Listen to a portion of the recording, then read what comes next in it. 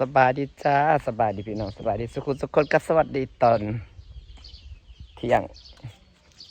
โอ้ยใส่สุดดำในเปื้อนง่ายเนาะ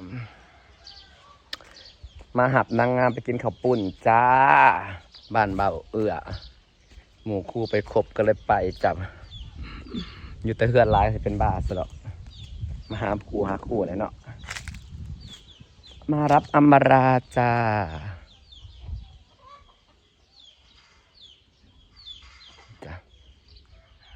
อยู่บ้านนางแล้วดูนางอยู่ในบ้านหรือเปล่างามต้นไม้นี่ได้เนาะคันครับขายในต้นไส้เนี่ยสิราคาสิประมาณ2,000-3,000 บาทเท่านั้นเนี่ยสะเบิ่ง3 สั้นแบบนี้เธอคือชีวิตและหายใจกระถิ่นต้นมะกอกหนาม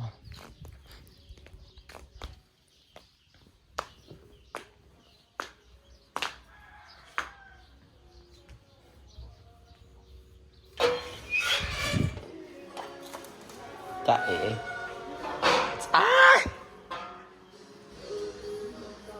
จะเอ๋เปล่า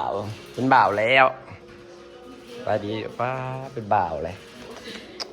บ่าวเป็นสาวแล้วอับลาดิเป็นปากกาโตอยู่บ่ยังห้องอยู่บ่ว้าผู้บ่าวน้อยผู้บ่าวทำน้อยเกิดผู้ใดวันเกิดน้องทำมาคิดบ้างโรแมนติกผ่านมาแล้วโรแมนติกว่าวันเกิดใคร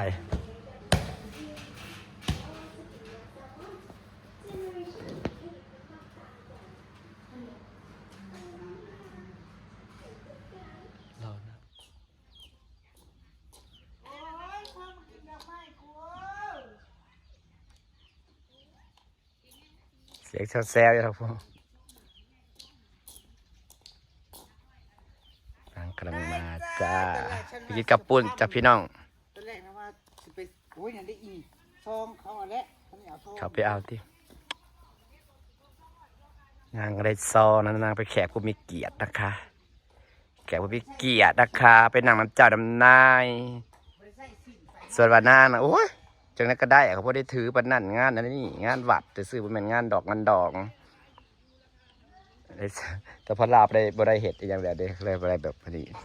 ผมคอยได้ออกงานมาเลยไปสายแล้วแต่ก่อนว่ากันเดินสายเห็ดบุญเนาะสมมือบ่คอยได้เห็ดแล้วจ้าว่าเงินเดือนก็ออกวัดไปว่าเงินเดือนก็ออกจ้าพระก็ไม่ได้ลายคือฉันนี่พระหลายแต่เงินที่ใส่ขาดทงตลอดจนนี่นะขายของอยากไปขายของอยากลงทุนซ้ำแต่ถ่ายคลิปมันบกกลุ่มดอกหาแนวเห็ดจะเด็ดนะ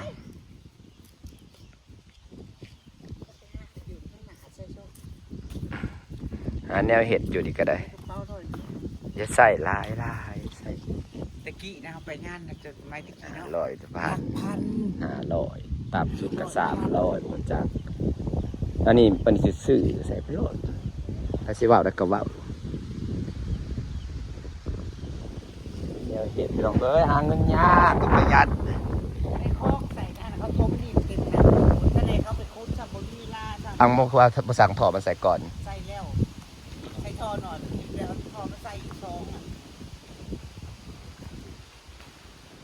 สับปะคึกคืนก็เรากระเดียแท่นี้นะ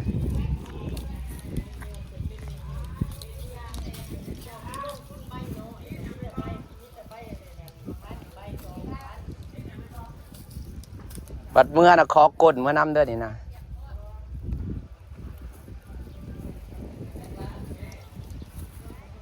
หาหลักพักก่อนเด้อ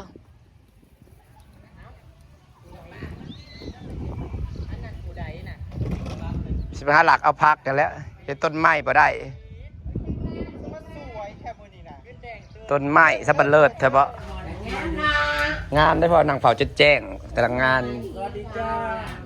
นางชนะเลิศนี่อีผู้บ่งามนี่เชียร์แต่เงินนี่ทีนี้ก็งามนี่ที่ผู้วะมีผู้เดียวแล้วบ่งามนี่มันก็มึงนั่น แหละ กูขี้ไล่สุด ผมแต่น้อยข่าวยังไม่ได้ เนาะถ้าพวกขี้ไล่แท้ตัวสูง เดี๋ยวผมยาวปีเดียว มาแล้วอันเดียวเอาเดียวนี่ก็มาเดียวนี่มาแล้วนั่น เฮ้ยกระดาษเสื้ออยู่ได้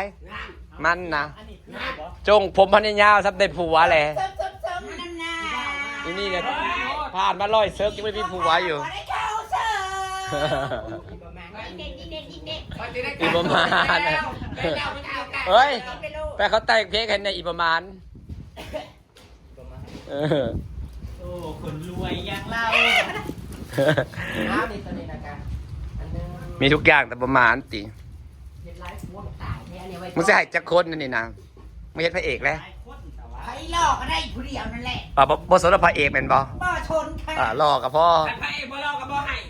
กระเสียงบดีได้ซะ ท่านบ่หลอกกะสิเอาเมื่อคือเก่า บ่จะไปเชื่อกันให้มันโลด จริงดิไปได้กินยาคันบ่หลอก บ่เลิกกันมันเชื่อเราให้โลด ลงทุนแต่ลงทุนแต่เอามามาแล้วว่าอยากได้พอเสี่ยวก็ให้พอเสี่ยวแล้ว เฮ้ยส่งดูเป็นแต่สิได้เชื่อ บ่แล้วเอามาก่อนแม็ก ให้พอเสี่ยวโลดเฮ้ยผมมึงอยากได้พอเสี่ยวอยู่เป็นตี ขอคืนหนึ่ง จะไปทานได้ บ่ เห็ดมาลงมาลายมาเล่นพี่น้องนั่งหนาไปที่นั่งไปซนกับ ผู้ใดค่ะ บ่อยไปตูดนะใหญ่ดอก น่าจะเป็นหนาเวที เป้าหมายนั่งหนาเวที เด็กก็นี่นะคล้องนั่นนี่ บุญบ้านได้ถามมีหมอลำหันจะไปสนกับหน้า ไปชกเลยเครื่องอะไรเขาน่ะห้างยังไม่ใช่ เขาไม่ได้ใส่อะดีได้อีน้อย เขาไม่ได้คล้องคอจนเขาปักไหน ติดเอานะติดเอา จนเขาปักคออ่อยข้างแขนก็เอาแล้วก็สิพาเป็นมารับกับพาเป็นได้นี่ แจกกันดีนะ อันนี้นะไว้สักก้อนนี่มันบ่ ติดเบิร์ดเลย เท่าไรทั้งหมดเนี่ยมาลงทุนเท่าไรเบิ้งนะคือสิหลาย กล่องกินเพ่งคุณพี่น้องประหยัดบ้างนู่นนี่นั่นพี่น้อง ไหลเป็นเงินบาทด้วยบัดนี้ เงินบาทกันเลย โอ้ ว้าย เงินบาทกัน ไปเก็บมา พอแล้วก็ซื้อหมูได้โลหนึ่งซับอะไรล่ะก็ได้ 200 บาทเนาะ ซื้อหมูได้โลเดียว 300ได้เต็มๆใช่ครับ ซื้อหมูได้โลเดียว พวกมาไล่ของใช้มือเขา 300ก็บ่ได้เบิดแต่300ดอก เอามาก่อนเรียกคิวเข้ามาทั้งนั้นนะมาเอาพวกมาไล่นะ ของใส่ข้อ เจ้าก็ดีกว่าให้มาล้ำบ่จัก ของใส่ข้อแล้วก็ใส่แขนเขานั่นเด็ก มาแล้วไปไล่กอดเขา เอาเฮ็ดใส่ข้อเฮ็ดใส่แขนนะใส่ข้อบ่ได้มันไปชุบข้อหม้อบ่ได้ดอก ส่วนใหญ่เขาบ่ได้ซุกคอดอกเจ้าข้องเขาก็เอาออก เขามาเกาะใส่อันนี่พี่ เขามาเกาะใส่คอเขาเน็บเอา เขาสิบ่หนีไว้ ก็ เขา ได้ซื้อเก็บการ์ดอีกแล้วไปเด็บกัน เขาส่วนใหญ่เขาบ่ได้จากข้องนะเขาเอาออกแล้วเขามาเน็บ เน็บข้าง แม็กไปแล้วมันแม็กแตก อืม กูสิไปแม็กใส่เสือเขา เขามีของเขาอยู่เขาอยู่เขาก็จะกัดนี่ใช่เขาจะกัดเข็มหมด มันสิรับ เฮ้ยเต็งอยากสีเหลืองๆพุ่นนะ กินมุดไม่กูในชุดซะนะอยู่ใส่ขาย เราอยากหยัง ยากนำมาเลขใบเสร็จแจกรถรัฐนานนะ เอาเก็บข้าง ยุ่งยาก ลูกไปเลยเสื้อได้มาเข้าค่ายห้าได้เลยดิเอาไปเอาใช้เสื้อกันได้มันจะง่าย บริสุทธิ์แพง แล้วส่วนใหญ่เขาเน็บได้เขาไม่ได้คอยอยากกล้องคอแต่ข้อมันบังข้าเจ้า เขาจะได้ก้ม มันบังความงาม อันนี้ก็ก้มลงมาแล้วก็เน็บเสด็จลงมา ถ้าคล้องคอได้ก้มเด้อเฮ้ยได้หอมแก้มเด้อเฮ้ย แก้มเขานั่ได้ไม่เชื่อมันจังสิคุม เอาตัวมันคุ้ม แม่นของพวกมาไล่เขา เพื่อเด้อเพื่อที่ได้เจอคำจริงนึงเอามาแม่ เดี๋ยวว่าจ้างน้ำกระด มันจังนั่งต่อยกันคนต่อยกันมาต่อยกัน ของไผ่เน่นี่นะของไผ่น้องสาคูสองคูสีเหลือง สะอ้อนเมเซียวรวยนี่เด็ก โอ้ยรวยก็รวยดอกจากกินตัวสีเหลืองๆพุ่นไปเบิ่งก็ได้ซุกแล้วปะเฮ้ยมึงตัวซุกเลยเต็งอยาก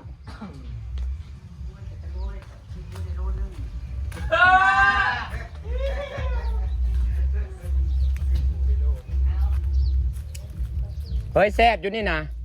แอบอยู่ ว้าวอยู่ว่ะ ก็แล้วบ่ได้ห่วงได้ ตัวได้แซ่บสองต้นนี่ แซ่บเบิด อันนี้เป็นฮอลแลนด์บ่ บ่เมนมันแล่นนะ ฮอลแลนด์น่ะแซ่บ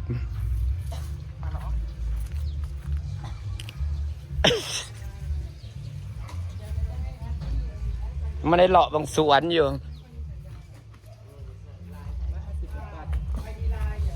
thank you แล้วเอาไห่เป็ดแล้วเท่าไรหน่วยมันเละ มันต้องกินนั่นออกมาบูมจังแซ่บคันกินซุกคาต้นเนาะกินบ่ได้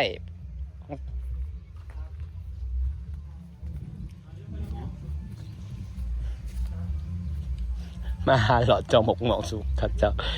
วันนี้ฮะเบิ่งสวนจักเถื่ออยากแว่ยังได้ก็บ่อยู่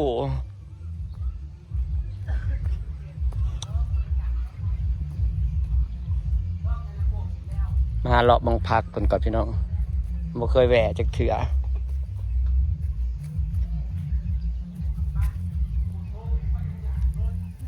เศรษฐกิจพอเพียงนะคะ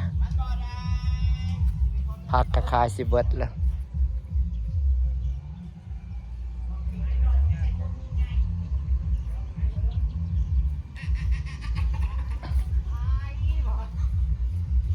ดาวเดือนนี้สาวพวก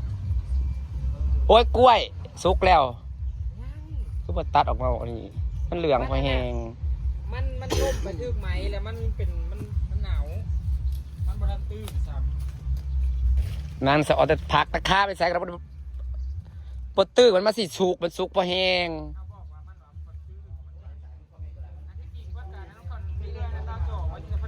มันสุกละจ้ากล้วยสุกละค่ะเห็นหน้าจนมันนี่โอ้เขาจะปิดกับเก๊กไก่เพิ่นเศร้า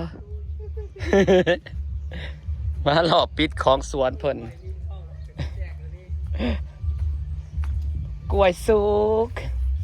บ่สอนจ้า อามาลามาแรงกันบ่ได้ผู้บ้าแล้วเด้อกล้วยแล้วกำลังสุกงามก็สุกเขียว มาล่าเนี่ยต้องหุ้งน้อยตัวนี้พูด บอกกับบาปแล้วหลาย มอนอยู่เนี่ย นางบ่ได้มาเป็น2-3 ปีสิไปว่านางมันตันบ่แห้ง โก้ยตัวนี้เนี่ยพอดีอยู่ อันนั้นได้กระเสียแต่เงินซื่อๆ2 แสนแขนก็บ่ได้จับนะ เอาโก้ยเดี๋ยวมันก้อนรุดๆไปโลด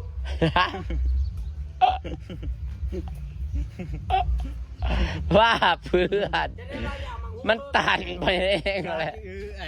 เออ เพิ่มแล้วเป็นก้อน ไปสิเป็นงานกูตุยๆเนาะเบิดได้นี่เนี่ยมีเพลงงามๆไม่เพลงกีฬาแบบฉันนี่กีฬาที่สุด เกิดมายังบ่เคยมีแฟนน้ำหมูกีฬาที่สุด ผู้บ้านน้ำก้นแต่ว่า ยังว่ากีฬาที่สุด ต้องยอมรับว่ากูกีฬาที่สุด แน่ใจนะเกิดมาจะบอกเพื่อนมีแฟนน้ำเขาน่ะ ว่าบ่เคยมีแฟนเป็นตัวเป็นตน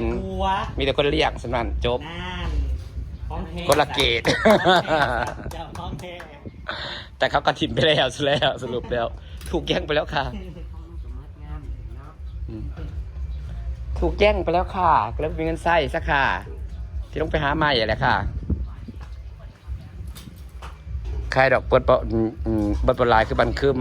แล้วค่ะบันคึมเปิดเป็นทะเลพันธุ์